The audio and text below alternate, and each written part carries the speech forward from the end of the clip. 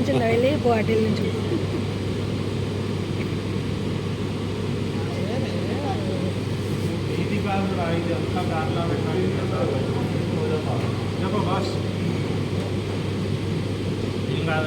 इसका नाम लिख लो तो भाई और कुछ भी नहीं है।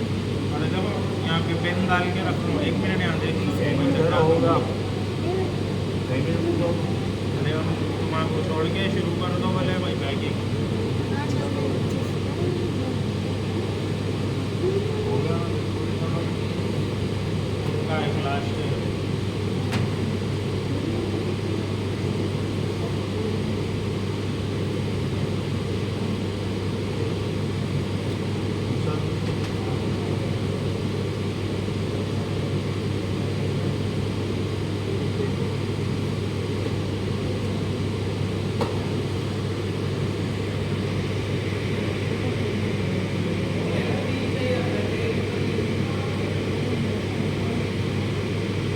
आपको 1-2 लीटर चाहिए तो ले लो ब्लड नहीं इसका अगर आपको 1-2 लीटर ब्लड चाहिए तो ले लो ये बात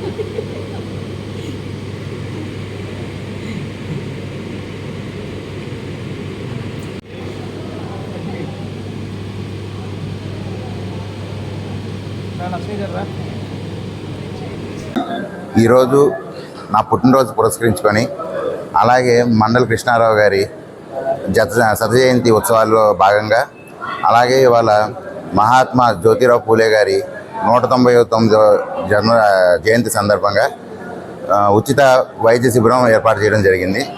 మన మేకవారిపాలెం ఆర్కే కన్వెన్షన్లో ఈరోజు కంటి డాక్టర్లు కానీ ఆర్థో డాక్టర్లు కానీ అలాగే జనరల్ ఫిజిషియన్స్ అందరూ వచ్చి ఇంచుమించుగా ఒక 10 మంది డాక్టర్లు శ్రీకర హాస్పిటల్ విజయవాడ నుంచి ఇవాళ వచ్చి ఇక్కడ వైద్య శిబిరం నిర్వహించడం జరిగింది. ఈ కార్యక్రమానికి అలాగే ఇంచుమించుగా 200 మంది మన చుట్టుపక్కల గ్రామాల నుంచి రావడం జరిగింది. ఈ కార్యక్రమాన్ని మన మండల బుద్ధప్రసాద్ గారి తనయుడైన మండల రాజాబాబు ఇవాళ ఓపెన్ చేశారు, కార్యక్రమాన్ని ప్రారంభించారు. వారికి ధన్యవాదాలు తెలుపుకుంటున్నాను. అలాగే ఈ అవకాశాన్ని సద్వినియోగం చేసుకున్న అందరికీ కూడా మనస్ఫూర్తిగా కృతజ్ఞతలు తెలుపుకుంటున్నాను. అందరికీ నమస్కారం. ఈరోజు రావుళ్ళ ఉదయ్ కుమార్ గారి జన్మదినం సందర్భంగా ఏర్పాటు చేసిన ఉచిత మెగా వైద్య శిబిరం మేకవారిపాలెం ఆర్కే కన్వెన్షన్లో ఏర్పాటు చేయడం జరిగింది. ఈ ఉచిత వైద్య శిబిరానికి విజయవాడ నుంచి సురక్ష హాస్పిటల్ వారు ఇచ్చేయడం జరిగింది.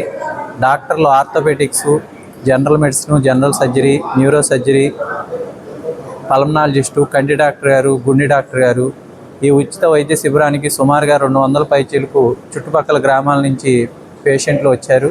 వారందరికీ కూడా అవసరమైన వారికి షుగర్ టెస్టులు అలాగే ఈసీజీ 2D ఈకో పరీక్షలు చేయడం జరిగింది.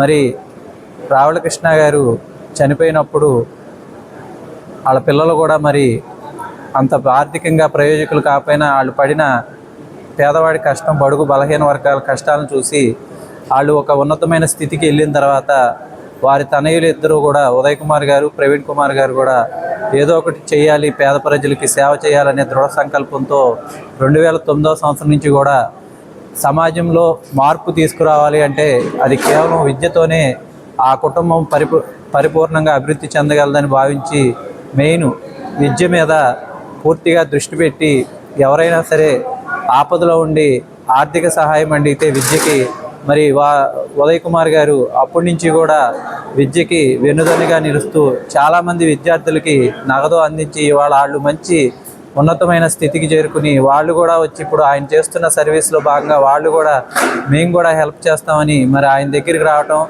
ఇంతమంది అభిమానుల్ని కానీ స్వచ్ఛందంగా సంపాదించుకుంటాం ఉదయ్ కుమార్ గారికి చెల్లింది.